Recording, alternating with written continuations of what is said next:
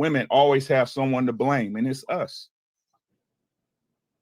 Well, aren't you all the leaders? I'm just devil's advocate. No, I don't believe but in, that's like, what I'm talking. But that's what I'm talking about. You see what I'm saying? No, I'm just trying to. Let me jump right there. It goes back to what I said before. The men that are raised by the women that fit the behavior that we're talking about, what type of men do they raise?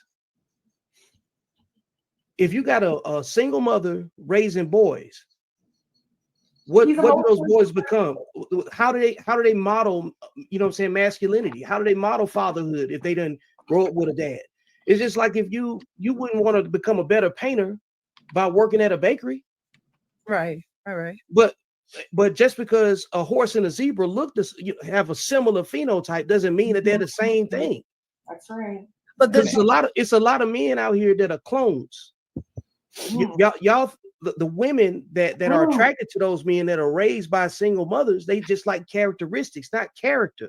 Wouldn't that go back to what y'all was talking about earlier?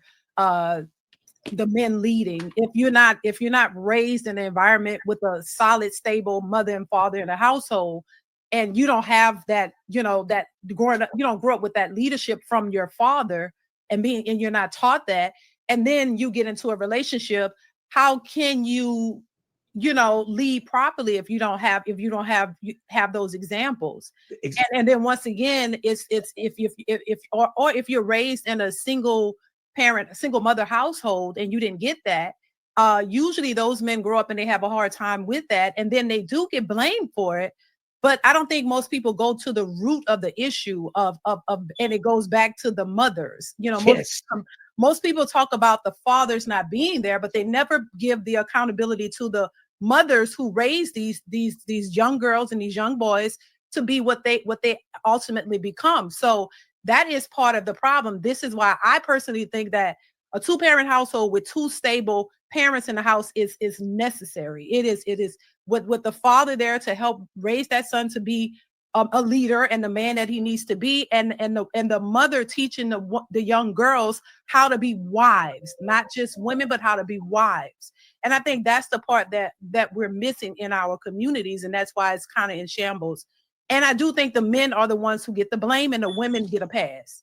So I think that's where the identity crisis comes from. If kids see a mother emasculate the father, then they have an identity crisis and they think the mother's supposed to lead the household and not the father. So that's where we have all these LGBT issues as well, too, being honest, where boys want to be something else, girls want to be something else, and they're having issues with each other. So if you're watching your mother always running the show, and your father not supposed to run the show, then you're gonna think why a lot of men do allow women to lead them is because they're used to their mother always getting the last word, not their father, and their father being talked down to. And then you lose the accountability, because when women don't have to be accountable, they don't have to change. All they have to do is say the man needs to change, the man needs to do work, and they get to still be the same woman and demand a good man. And you hear women say that all the time. Hey, I watched my mother struggle. She took care of everything. She was the leader of it. And so they grow up thinking that is what they have to emulate. And because they watch their mother do it, they think that that's how they have to do it. And so they don't necessarily see the importance of a man. This is why you hear women say they don't need a man. They can do it all by themselves, because you've seen your mother's raise you by herself, and she struggled, even though it was a struggle, because I seen it too. It was a struggle, but for some reason in your mind, you think that that's how you're supposed to do. You're supposed to be the leader. You got to do it all. You don't need a man. And then they lead with that, and they become basically the man, and a man is secondary. And a lot of women don't respect men in that dynamic, because they believe, because that's what they saw.